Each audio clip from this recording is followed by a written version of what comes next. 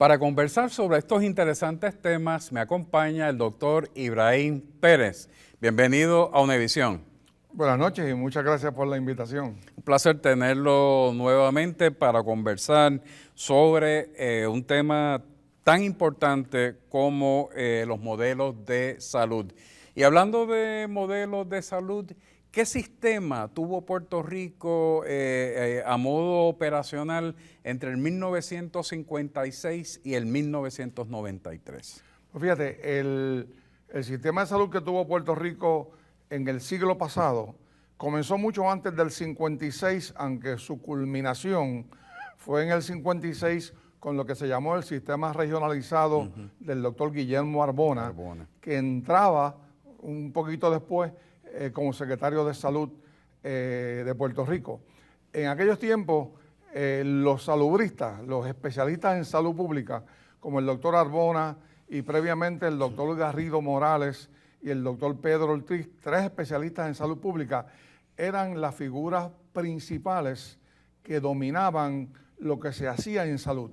Y eso es importante porque eran los expertos en el tema, contrario a lo que ocurre ahora, que hay una gran intervención de los políticos y de las aseguradoras, que no son necesariamente los que saben del tema. Así que aquel sistema de salud que nosotros teníamos era un sistema bien pensado, basado en principios de salud pública, que básicamente es en principios de prevención, en mantener a la gente saludable. Por eso aquí se crearon en los años 20 las famosas unidades de salud pública, que había una en cada, por lo menos una en cada municipio, y luego los CDTs, los Centros de Diagnóstico y Tratamiento, y luego los hospitales de áreas y regionales, que era todo un engranaje para montar un sistema preventivo curativo, preventivo con la finalidad de mantener a la gente saludable y curativo para entrar en acción cuando tú te enfermabas, porque también había que tenerlo. Y ese sistema era un sistema que era eminentemente gubernamental. La gran diferencia para el 93 es que se abandona el sistema gubernamental y se entra en un sistema puramente privado, pero el sistema gubernamental nos llevó a nosotros. En el 1900, la esperanza de vida en Puerto Rico eran 30 años. Para el 1965 era 70 años. Más del doble en apenas 60 años. Crecimos a través de todo un sistema de salud que fue bien pensado, bien montado y que fue el que eventualmente abandonamos en el 1993. En el texto La Salud No Tiene Precio, que ahora va por su tercera edición, hace un poco de historia, destacando estos aspectos que acaba de mencionar, pero pasas también un balance sobre la reforma de salud del año 93. ¿Qué se gana y qué se pierde con esa reforma del 93? Pues mira, esa es una excelente pregunta porque realmente lo que se gana o lo que se pretendía ganar, porque no estoy seguro de que eso se consiguió, era mejorar el acceso.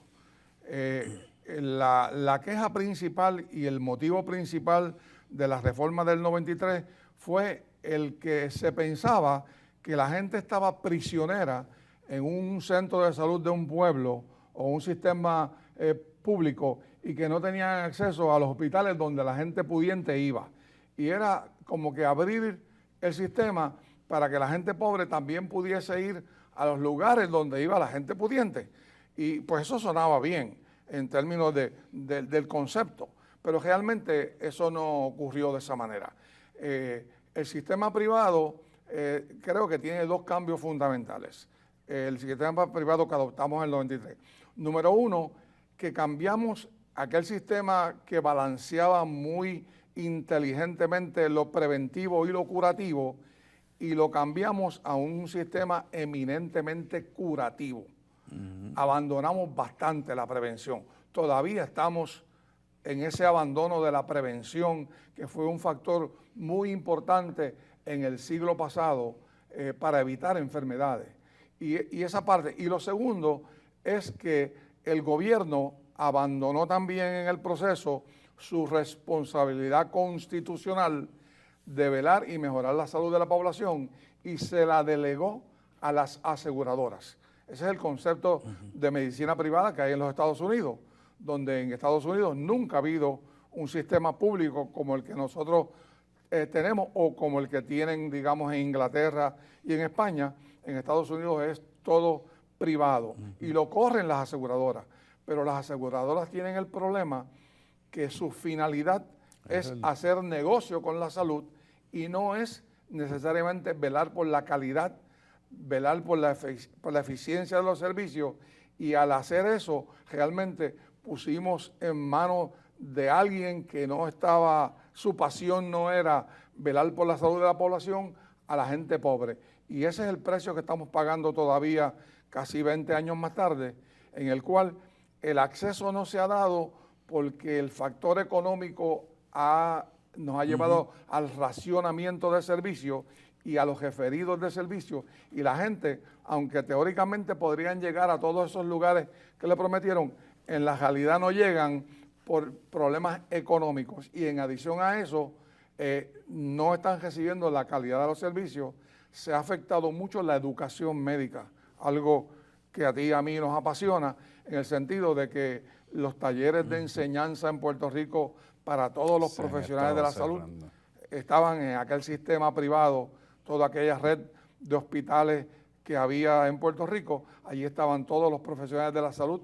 Ahora los que tienen en el recinto, las 6 facultades del recinto de ciencias médicas, pues tenían un taller bien amplio a través de todo Puerto Rico para atender la educación médica, y se han perdido por lo menos el 20% de las plazas de entrenamiento que había en aquella época. Así que la educación médica ha perdido en el proceso, no se ha podido reemplazar por entidades privadas que quieran adoptar la educación médica como parte de su misión, y sencillamente los pocos hospitales públicos, principalmente en el centro médico, es donde se concentra el 75% de las plazas de adiestramiento para los profesionales de la salud. Las insuficiencias de ese sistema o sus carencias movieron a una segunda reforma, que es la llamada del plan de Mi Salud. ¿Qué limitaciones o qué oportunidades en torno a esa demanda por mejores de servicios de salud ofrece esta nueva reforma, el programa de Mi Salud? Fíjate, yo te diría que el peor problema con Mi Salud proviene de la misma crítica original. La crítica original era que a ti te estabas limitado a verte en un centro de salud, que era un edificio que había en cada pueblo, y que no podías ir ni a las farmacias privadas, ni al laboratorio privado, ni al hospital privado. Pero sin embargo, la gente no visualizó cuando hizo esto que aquel grupo profesional que había en el centro de salud del pueblo era un equipo, no era un individuo. Y ahora Mi Salud depende de médicos individuales, generalmente son de medicina general, que están en los pueblos, están solos por algún sitio al frente de la plaza o en una de las calles del pueblo, y ese médico generalista está solo allí y no está asociado a todo aquel equipo maravilloso que tenían los centros de diagnóstico y tratamiento, que para que la gente sepa la magnitud, tenía parte de los médicos generalistas, tenía laboratorio, tenía farmacia, tenía rayos X, tenía pediatra, tenía obstetra, tenía cirujano, tenía dentista, tenía psiquiatra, tenía psicólogo, tenía trabajador social, tenía educador en salud, tenía nutricionista. Mira, ya te mencioné 13 en Ristra. Era todo un equipo que te manejaba de una manera integral. O sea, que una persona llegaba allí y no era puramente a ir a ver el generalista que va ahora en el medio del pueblo porque tiene un catarro o tiene un dolor de cabeza. No, aquella persona que entraba por aquella puerta entraba a un lugar de servicios amplios e integrados, y aparte de atenderte el catarro o el dolor de cabeza, si te notaban que tú estabas sobrepeso, te referían a la nutricionista. Si tú tenías algún problema de conducta, te referían a la trabajadora social. Y entonces empezaban a hacer un enfoque completamente integral de la salud de la persona, pues eso se perdió. Y ahora lo que tenemos es una medicina curativa, que es lo que es Mi Salud. Básicamente, tú vas a la oficina de ese médico en el pueblo cuando tú tienes algún problema. O sea, el aspecto preventivo, que es la base de una sociedad saludable, que es el mantener a la gente saludable para que se enfermen poco y tener un sistema para cuando se enferman. Ahora básicamente no tienes el sistema para mantenerte saludable, lo que tienes es un sistema para reaccionar cuando tú te enfermas. Y ese no es el sistema óptimo que hace falta. Doctor, en ocasiones en Puerto Rico no miramos lo que está ocurriendo en los Estados Unidos en términos de los debates en torno a los proyectos de salud y las asignaciones fiscales para esos proyectos. ¿Qué está ocurriendo en los Estados Unidos en este momento que nos va a afectar a nosotros en términos de la oferta de la salud, de sistemas de salud? Bueno, fíjate, en la reforma del presidente Obama, la cual no se parece en nada al sistema de salud universal que tienen los países más saludables del mundo, pero eso es por motivo de la realidad de los Estados Unidos, que es la competencia tradicional entre republicanos y demócratas, que no permiten que ocurra un sistema de salud universal porque no hay manera de sacar a las aseguradoras del medio, porque es un sistema de mercado libre y por lo tanto el emular los sistemas de salud universal exitosos de Europa no va a ser posible. Por lo tanto, el único sistema que cabe en los Estados Unidos es el de alimentar o de agrandar los segmentos que están en vigencia. ¿Y cuáles son esos segmentos? Pues básicamente son tres.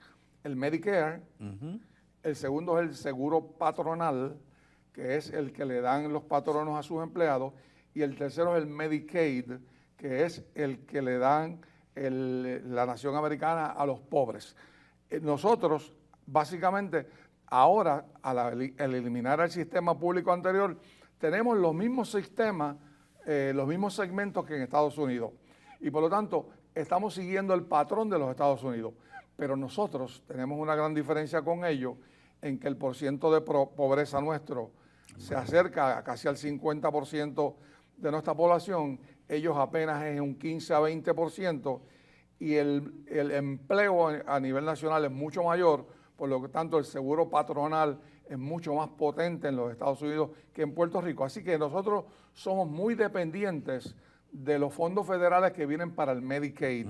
Y ahora, recientemente, en estos días, está corriendo una propuesta en el Congreso de los Estados Unidos en la cual un senador Upton de Michigan está proponiendo que se nos eliminen a los territorios el gran dádiva que nos habían dado el año pasado, en el cual se estimaba que de los 300 millones que recibimos en fondos Medicaid en Puerto Rico, iba a asumir a 1.000 millones para el 2019, que era un gran logro en términos económicos. Sí. Pero sin embargo, ahora está en peligro el que ese dinero se pueda eliminar porque hay una propuesta republicana para recortar fondos a todos los niveles porque ellos están en las de reducir el déficit y por lo tanto se van a ver perjudicados los fondos Medicaid. Dios quiera que no ocurra, pero es una gran posibilidad de que pueda ocurrir. Volvemos a este tema. Tenemos que hacer una breve pausa. Amigas y amigos, no se retiren, regresamos en breve.